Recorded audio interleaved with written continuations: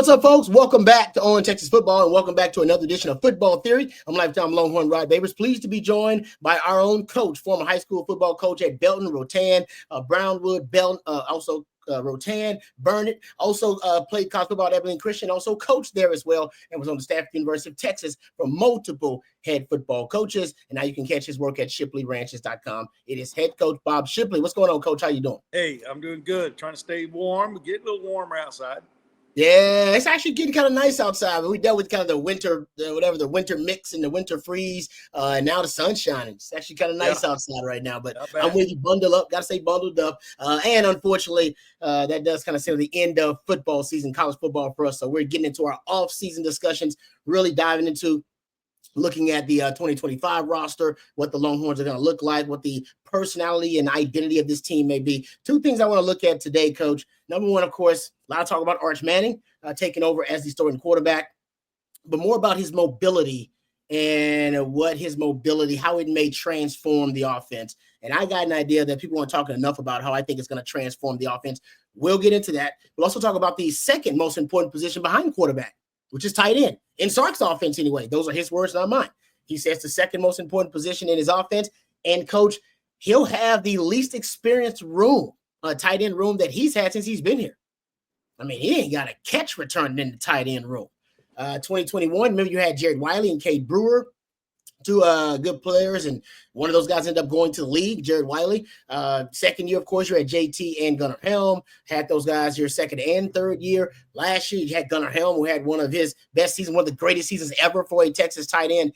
And now the second most important position in Sark's offense is going to be one of the most inexperienced positions in Sark's offense in 2025. So I want to talk about how that may influence Sark's decisions about personnel, because he loves 12 personnel. Will he actually, in my opinion, will you see him bottle some of those 12 personnel packages and actually experiment with other packages and other personnel groupings? So we'll talk about that too. But before we do any of that, let's thank our sponsor, Dr. Brett Robin at the Austin Orthopedic Institute, for sponsoring On Texas Football. Dr. Robin, my former teammate, by the way, a lifetime Longhorn, a former Longhorn running back, knows what it takes to stay in the game, and he's here for athletes of all ages, specializing in musculoskeletal health.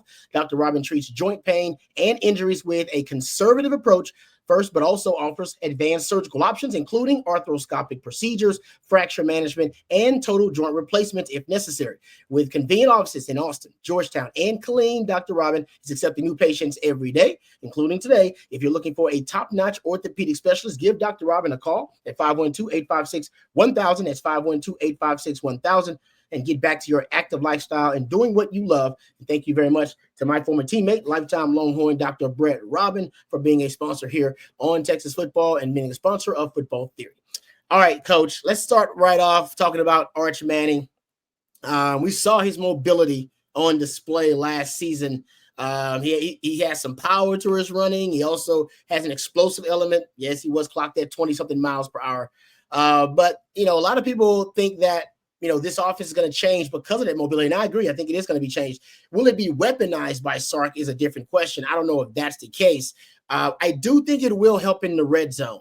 And Coach, what are your thoughts? Because, I think it'll help in the red zone just because of the threat. I'm not saying Sark is going to actually utilize his legs a lot in the red zone, but it is enough to keep defenses honest and from being overly aggressive in the red zone, because whether he's on schedule, a design run, or whether it's off schedule with him scrambling and improvising, Arch can hurt you now with his legs. Quinn has some functional mobility, but you can consider Arch a true dual threat in a sense. Yeah, that's exactly right. And we saw how important that can be in these playoffs in the national championship game with Notre Dame and Ohio State, both utilizing quarterbacks that were dual threats. And so that leads us to an interesting thought, and that is you have a dual threat quarterback who happens to be probably the number one quarterback new starter in the country this year. It'll be, taking his first season as the undisputed starter. How much do you use him? That's the thing. He's a guy that you built your recruiting around him. Arch, I think, is responsible for a lot of the success we've had in our recruiting, especially recruiting receivers and offensive skill positions. So you have that threat, and yes, you utilize it when you need to in the red zone. But it's just having that threat enough to keep defenses honest without having to say, okay, we got to run Arch, on this quarterback counter or quarterback draw or whatever you want to call it, quarterback sweep, just however they want to get him the ball. Do they really want to do that? And if so, how much do they want to utilize his ability to run? Because every time he takes off running, as you know, the chances of him getting an injury goes dramatically higher when he's running with the ball down the field. So, I just think you have to find a happy medium there where you keep people honest, but you don't overuse him to the point where he gets hurt, and has an injury. We saw what happened to Colt McCoy in the national championship game in 2009. I mean, it was just a little option play. It wasn't a big deal. He just got hit funny. And, quarterbacks never get hit in practice.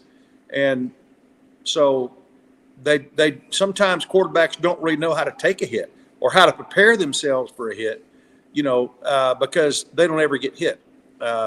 Many of them haven't been hit very much since they were in high school. Yeah. And so if they didn't learn how to get tackled in, and there's an art to being tackled. Oh, yeah. You have to protect the football, first of all, but you also have to protect yourself, protect your shoulders, protect your head, and so forth. There's just a lot of things that can happen when a quarterback starts taking off with the ball. So that's my biggest concern, looking into next season. Yes, it's great to have a dual threat quarterback. It's going to really increase what we can do offensively, but how much do you use it, Rod? That's the question. Yep. No, I totally agree. And so I think Sark always says we do not major in quarterback run game, which means I think they're going to minor in it to a certain degree with Arch. But I don't think there will be a lot of design runs for him. I think that'll be something that's an outlier, a change of pace for Sark, maybe a tendency breaker. I think where you're going to get at least the most benefit, the most impact of the dual threat ability and the mobility of Arch. I do think you'll move the pocket more. There'll be more movement of the pocket. So I think that naturally happens when you have a quarterback like that. But I also think you will have more scrambling. I think Arch, and even Sark has said this, he's got really great instincts. Why wouldn't he? First family of football. All right, so we know the genes are good. But I think he actually, he's encouraged actually, I think, to scramble these days. And I'm not saying that his family may give him that advice. But I think more and more these days, scrambling for quarterbacks is considered kind of a secret weapon. I went back and looked at, if you go look at the quarterbacks who were in the final 8 of the NFL playoffs this past season, I looked at 6 of those top 8, and we're talking about the best of the best, right? Your Josh Allen, your Jalen Hurts, your Patrick Mahomes, those guys. 6 of your top 8 that were still playing. This includes Jaden Daniels, too, the young rookie phenom. They were among the top 10 highest scramble rate quarterbacks in the league. 6 of the 8. The only 2 that weren't in that top 10 were Matt Stafford and Jared Goff. It's a secret weapon now, Coach, for everybody. And to me, I saw a stat from Warren Sharp, the analytical scientist, and he said that the average scramble the last few years has averaged over 8 yards per play. Only 5 starting quarterbacks in the league, I believe, averaged over 8 yards per attempt throwing the football. You can make the argument it's the most efficient play in football right now at the NFL level.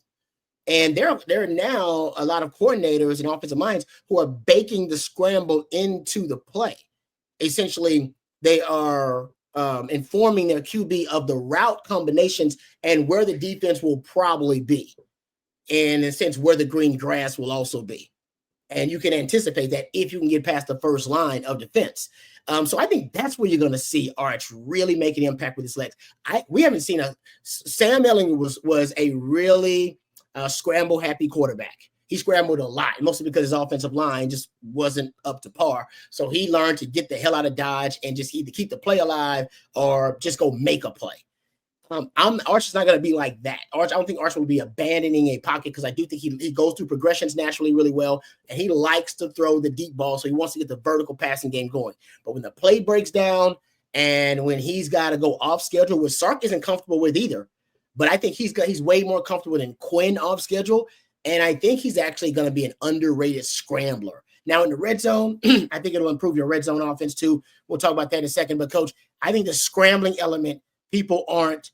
I don't think they're giving his legs enough credit for how impactful scrambling will be. And then that changes the defense too. You got to have a spy on, change the numbers. The defensive ends have to approach, collapse in the pocket a lot differently. All those things will still give you an advantage. And I'll point this out too.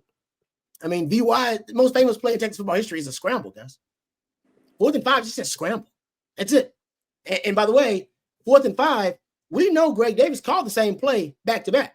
He called it on 3rd down. It was an incompletion, I believe, to lineman Swede. He called the same play on 4th down. You think he called the same play on 4th down, anticipating he's going to have an open receiver on the same play against an elite defense like USC? No.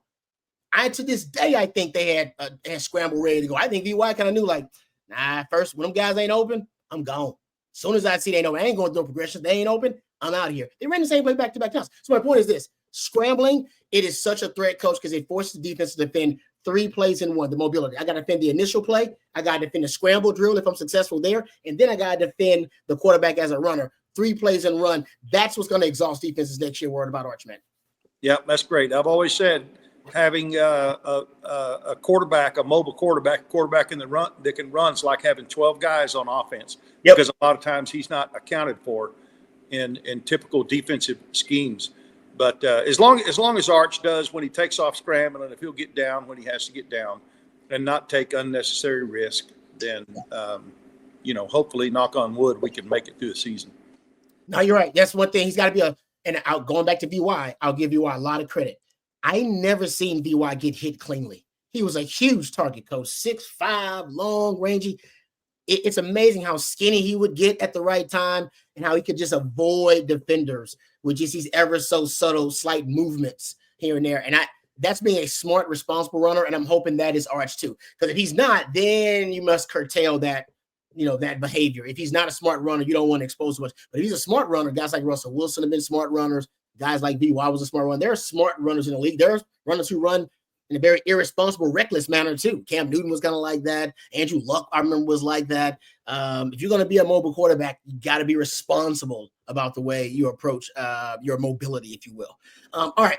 One thing about the red zone, though, Coach, I also think his wheels, the mobility will improve the red zone. This is an anecdotal, more like anecdotal research, if anything. But I did see that I went and looked at the top red zone offenses, touchdown percentage red zone offenses in college football last season, and 8 of the top 10. Now, this is FBS, not Power 5. This is FBS total because I want to look at different levels. 8 of the top 10 offenses in touchdown percentage in the red zone had a quarterback that could run, had a mobile quarterback. I'm talking about a quarterback that was hovering around 100 attempts rushing, 100 or more attempts rushing. Quinn had 57. And, sack, that includes sacks because of college football. They include sacks. So you can kind of get the context here about some of these programs having quarterbacks that can move around. That's 8 of the top 10. Now look at the NFL, look at touchdown percentage in the red zone there on offense, and 6 of your top 10 best offenses in touchdown percentage in the red zone had dual threat quarterbacks. Baltimore, quarterbacks that could run, not even dual threat. Baltimore, Buffalo, Washington, Chicago, Denver, and Tampa Bay. And people say, what? Tampa Bay, that's crazy. They got Baker Mayfield. Baker Mayfield rushed for over 400 yards this year, guys. He's running a lot. Yeah. He's running a lot. And which makes defenses had to respect that even in the red zone, changes the math for you. All right. So let's get to the second most important position in Sark's offense, which is tight end.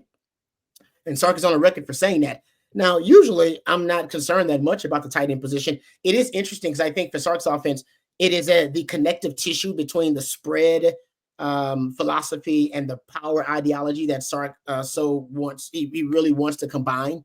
And I think the tight end position represents that if he wants to go 11 or 12. But he's been going more 12 personnel, Coach. 1 back, 2 tight ends, more and more 12 personnel last couple of years. As a matter of fact, this past season, I haven't done the math on my notes yet. That's coming later. But just eye test alone, I would venture to say he probably used more 12 personnel than any season since he's been here. Yeah. A lot of helm and a lot of Juan Davis. 11 personnel is his bread and butter. They're more 11, one back, one tight end than any other personnel grouping. But your first year, you had Brewer and Wiley. Second and third year, JT Sanders and Gunnar Helm. That fourth year, you had Gunnar Helm and Juan Davis. 2025, you want all three of those tight ends that played last year are gone. Juan Davis, Gunnar Helm, and Amari Nyblack through the transfer portal. I don't think you have a catch returning in the tight end room. How do you approach it? Do you still think that Texas will be as heavy in 12 personnel with the inexperience and the lack of snaps, just overall snaps in that room for the tight ends, or do we see him maybe being influenced to explore other avenues personnel wise to try to supplement for what he's lacking in experience in the tight end room? Well, first of all, I really hope he's got something up his sleeve that we don't know about. It seems like that, the transfer portal is the obvious, place to go. And I think we're going to have some good young tight ends potentially coming in to the program. But I'm like you. I don't know how he can plan on going in. I don't, the 12 personnel is so huge for him. Mm-hmm.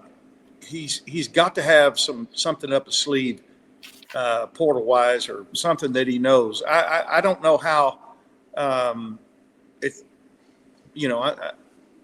that you just go into this spring like going, well, we'll just see what we can do instead of going out and finding the best available tight end, maybe putting out some feelers with some people that he knows or whatever, but he does have some guys. He can cross-train some guys to be more of an H-back, the old Jay Novacek type of H-back, doesn't require a huge body. Gunnar Helm wasn't a huge guy, but he had great control of his body and he moved his feet well, and he was able to stay on blocks long enough for us to have success running the ball occasionally. But I don't know the answer to that question. I just hope he's got something up his sleeve.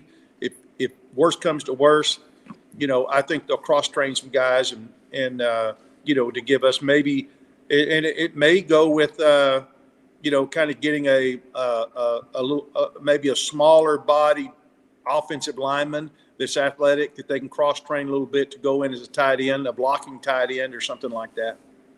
Yeah, I mean, that's essentially what they did a couple of years ago. Now, we did not see it in 2024 at all. But the Big 11, Big 12 package, which is the sixth offensive lineman, was Malik Agbo, Andre Carrot before that. I mean, it's an option. There's no doubt. We just didn't see it at all this year. Coach said he had no need for it. I think there's always a need for more personnel. Matter of fact, one of my complaints about the offense this year is the lack of variety. I don't think he had a lot of variety in the offense. He only had 3 personnel personnel groupings that were above 5% usage. That was your pony package. That was 11 personnel and 12 personnel. That was it. So no Big 11, Big 12. I don't think we saw any Wildcat, which is kind of a tomato. It's a fruit, not vegetable. It's a personnel grouping and a formation. Didn't see any of that. Usually out of the pony package, you'll see some 20, which you've seen in some previous years. We didn't really get messed with that, and I understand that because they don't want to take Gunnar Helm off the field, and I get that because he was a great player. But I think Sark needs a little bit more variety in personnel groupings with the offense, and maybe, the necessity is the mother of invention. Maybe this is another way to kind of go back to using some of the 6-0 line package. I thought they should have used it versus Ohio State. Another discussion for a different day because it worked really well against 3 high defenses. But also, I'll point this out, Coach. I went back and looked at it, and these are NFL numbers, but I still think it applies. Sark's offense is a pro-style offense. EPA per play, which is an analytical metric to determine efficiency. They found, bless you, that higher EPA per play offenses actually had played more, utilized more personnel groupings. They found there was a direct correlation between efficiency in EPA per play and the number of personnel groupings used. And I think, because I think oftentimes it forces defense to have to prepare for more than one personnel grouping.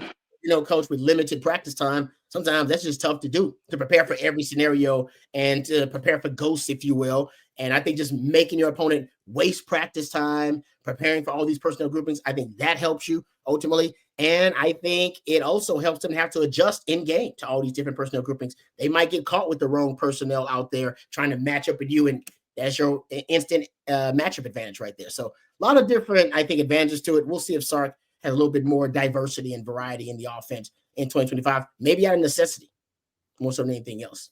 But yeah, a lot of concern. Jordan Washington is a young guy that people are really excited about the tight end position. I think he is one of the front runners to win that job. Will Randall actually played with Arch. So maybe that's a connection there and some chemistry there.